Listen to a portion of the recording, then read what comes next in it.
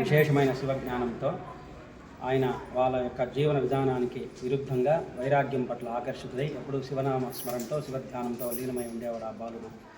అలా ఆ బాలుడు ప్రవర్తన ఆ తల్లిదండ్రులకు ఆందోళన కలిగించే విధంగా తయారైంది. తర్వాత తల్లిదండ్రులు ఆ బాలును పిలిచి ఇతని మనసు ఎట్లయినా మార్చాలా అనేసి ఆవులు మేపే పని ఆ బాలును చెప్పారు మొగిలప్పకి. ఆ మొగిలప్ప ఆవులు తీసుకెళ్లడము, మేతకు వదిలేయడము, ఎప్పుడూ చెట్టు కింద ధ్యానం చేసుకొని శివుని యొక్క ధ్యానంలో నిమగ్నమై ఉండేవాడు. ఈ ఆవులు మేత మేసుకొని మొగిలి పొదల్లోకి వెళ్ళేసి పాలంతా కూడా విడిచేసి వచ్చేస్తూ ఉండేది. ఆవుల శరీరం పైన ఘాట్లు ఉండేవి, దెబ్బలు, మొగిలి రేతులు గీసుకునేటు, ముళ్ళులు గీసుకునేటువంటి గాయాలు ఉంటే అప్పుడు తల్లిదండ్రులు, మొగిలప్ప తల్లిదండ్రులు చూసి ఆ మొగిలప్పని కేకలేసి ఎందుకు ఇలా జరుగుతుంది, ఆవు పాలు కూడా సరిగా ఇవ్వడం లేదు, ఆవుల శరీరం పైన ఇటువంటి గాయాలుండి గమనించామంటే ఒక రోజు మొగిలప్ప ఆవులంతా తీసుకెళ్ళడము, అక్కడ మేతకు వదిలేయడము, ఆయన చెట్టుచాటు నుండి గమనిస్తుంటే ఆవులు మేసుకొని మొగిలి పొదల్లోకి వెళ్ళేసి పాలంతా విడిచేస్తూ ఉంటే అక్కడదే పాలు విడిచిందో ఆడ వెళ్ళేసి మొగిలప్ప చూస్తే త్రవ్వి చూస్తే ఏమీ కనబడదు. తర్వాత మొగిలి మొద్దు వేరు ఎంత వరకు ఉందో అక్కడి వరకు తవ్వుకొని వెళ్ళిపోతాడు. లోపల స్వామి ఆకృతి కనిపిస్తుంది. ఆయనకు అర్థం కాకుండా ఆ ఆకృతి పైన ఆయన వెంట తెచ్చినటువంటి గొడ్డలతో వేటు వేస్తాడు ఆ రూపం పైన. అప్పుడు రక్తం ధారగా వచ్చే చూసి మూర్చిల్లిపోతాడు మొగిలప్ప. మూర్చిపోయిన తర్వాత కొంతసేపటికి తెలివి తెచ్చుకొని అక్కడ ఉండే ఆకులు అనుమతి తీసుకొని కొంత పసురు చేసి ఆయన తెలిసిన వైద్యం చేసే రూపానికి అక్కడే వదిలేసి వచ్చేస్తాడు భయభ్రాంతులు అయిపోయి. తర్వాత ఇంకా భయభ్రాంతులు ఇంకా ఇదిగా ఉంటే ఈయన మనసు ఎట్లయినా మార్చాలనేసి ఆయనకు వివాహం చేస్తారు. వివాహం చేసినప్పుడు ఆయన మనసు అనేది మారదు, ఎప్పుడూ శివధ్యానంలోనే ఉండిపోతాడు. ఓ రోజు ఆవులు మేసుకొని ఇక్కడ దేవరకొండ అనేసి ఈ క్షేత్రానికి దక్షిణం పక్క దేవరకొండ ఉంది. అక్కడ ఒక బిలం ఉంది. ఆ బిలంలో ఆవులు నీళ్ళు తాగేకి వెళ్తూ ఉండేది. రోజు మేత మేసుకొని వెళ్తూ ఉంటే ఈ మొగిలప్ప కూడా ఆవులు వెనకాలే అనుసరిస్తారు.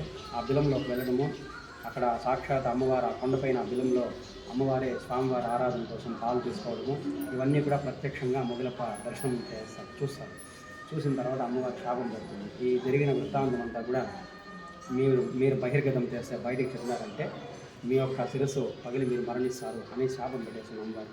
ఇంకా కింద ఆయన మొగిలప్ప ఇంకా విచారణ అయిపోతాడు, భయభ్రాంతులు అయిపోతాడు. కిందకు దిగేసి గ్రామంలో ఒక మతిస్థిమితం కోల్పోయి ఒక భయభ్రాంతులకు బీటికిలోనే తిరుగుతూ ఉంటే ఇక ఈ అబ్బాయికి ఏమైంది, మొగిలప్పకి ఏమైంది అనేసి తల్లిదండ్రులు అందరూ పిలిచి అడిగితే అతనికి ఆ మరణం ఆసన్నం అయిపోయింది అని గ్రహించి ఆ చితి పేర్చుకొని ఆ పెద్దల సమక్షంలో జరిగిన వృత్తాంతం అంతా సంఘటన అంతా చెప్పేసి ఆయన అక్కడే మరణిస్తారు. ఆయన చెప్పిన విధంగా ఆ గ్రామస్తులు వెళ్ళేసి అక్కడ ఆయన ఎక్కడైతే చెప్పినారో అక్కడ వెళ్ళేసి చూస్తే స్వామి ఆకృతి అలాగే కొండపైన అమ్మవారి సాక్షాత్కారం అంతా కూడా వాళ్ళకి జరిగింది తెలుసుకున్నారు. తర్వాత అక్కడే స్వామిని తీసి అక్కడే ప్రతిష్ఠ చేసి ఆయన మొగిలి పొదల్లో ఉద్భవమైనారు కాబట్టి మొగిలీశ్వర స్వామి గ్రామానికి మొగిలి అనేసి అప్పుడు ఇంకా ఏర్పడింది.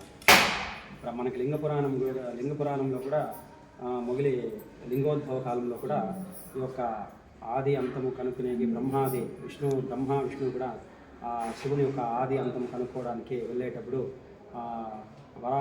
మహావిష్ణు వరాహవతారం ఎత్తి పాతాళ లోకానికి వెళ్తే బ్రహ్మ అంశపైన ఎక్కి ఊర్ధ్వలోకానికి పయనమవుతాడు. ఎంతటికీ లింగాకృతి లింగము ఆది అంతం తెలుసుకోలేకపోతే విష్ణువు తన యొక్క తప్పొప్పుకొని మీ యొక్క ఆది అంతం లేదు నేను చెప్పగలను ఒప్పుకుంటే బ్రహ్మ మాత్రం తన యొక్క మనోగర్వం చేత అది ఒప్పుకోడనమాట. ఎక్కడో గాల్లో తేలియాడు వస్తున్నటువంటి కేతకి పుష్పం మొగిలి పుష్పంని తీసుకొని వచ్చి ఆ మొగిలి పుష్పాన్ని నాకు నువ్వు సాక్ష్యం చెప్పాలా, లింగం అంతం చూసినాను ఆది చూసినాను నువ్వు సాక్ష్యం చెప్పాలనేసి ఆ మొగిలి పువ్వు చేత అబద్ధం సాక్ష్యం తెప్పిస్తాడు ఈశ్వరుడికి బ్రహ్మ. ఈశ్వరుడు ముందే గ్రహించి ఆ బ్రహ్మకి నీ యొక్క దేవాలయాల్లో నీకు ఆరాధనలు ఉండు అని శాపం ఇచ్చి ఆ మొగిలి పువ్వుకి నీకు నా ఆరాధనలో స్థానం లేదు అనేసి మొగిలి పువ్వుకి శాపం ఇచ్చేస్తాడు.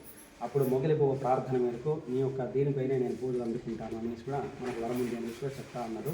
కాబట్టి ఒక మహా విశేషమైన క్షేత్రము. ఈ క్షేత్రానికి విశేషంగా శ్రీదేవి భూదేవి సమేత మహావిష్ణువే ఇక్కడ క్షేత్ర పాలకుడుగా ఉండడము చాలా విశేషము. చాలా శివాలయాల్లో భైరవుడు ఉంటే మన మొగిలేశ్వర స్వామి గుడిలో మాత్రము ఈ యొక్క శ్రీదేవి భూదేవి సమేత మహావిష్ణువే క్షేత్ర పాలకుడై ఉన్నారు. ఇక్కడ సంతానానికి గొప్ప విశేషంగా చెప్పచ్చు. ఎందుకంటే దేవాలయానికి ఏ దేవాలయం తీసుకున్నా కూడా పూర్వ భాగం కానీ ఈశాన్య భాగంలో కానీ కోనేరు ఉంటుంది. కానీ ఈ యొక్క క్షేత్రానికి దక్షిణం పక్క కోనేరు ఉండడం చాలా విశేషము. ఇది దక్షిణ కాశీగా కూడా ప్రాముఖ్యం చెందింది. గోహత్యా పాతకము మహాపాతకాలన్నీ కూడా ఆ కోనేటిలో స్నానం చేస్తే పరిహారం అవుతుందనేసి భక్తుల యొక్క నమ్మకము. త్రిశూల తీర్థం అని కూడా పేరు. నంది నోట్లో కూడా ఎప్పుడు ధారగా నీరు వస్తూ ఉండేది. కాలక్రమేణా అది అంతర్ధానమైంది. తర్వాత పరమేశ్వరుని యొక్క అనుగ్రహం చేత రావాలనేసి కూడా అందరూ కూడా ఆశిస్తున్నాము. తర్వాత ఈ యొక్క క్షేత్రంలో సోమవారం రాహుకాలంలో రాహుకేతు సర్పదోష నివారణ పూజలు జరుగుతూ ఉంటాయి.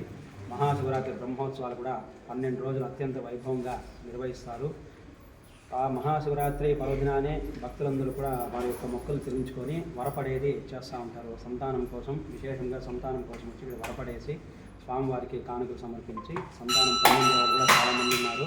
ఈ చుట్టుపక్కల గ్రామాలు ఉండే వాళ్ళందరూ కూడా మొగిలేశ్వర స్వామి ఇంటి దైవంగా ఈ మొగిలప్ప, మొగిలమ్మ అని కూడా పేర్లు పెట్టుకొని చాలామంది కూడా ఆయన యొక్క సేవలో ఉండి ధరించినారు. చాలా దాదాపు మనకి చోళ పరిపాలనలో మిరియాల వర్తకులు ఈ దేవాలయాన్ని కట్టించినట్లు కూడా మనకి శాసనం ఉంది. కాబట్టి భక్తాదులందరూ కూడా ఈ యొక్క క్షేత్రానికి వచ్చేసి స్వామివారిని దర్శించి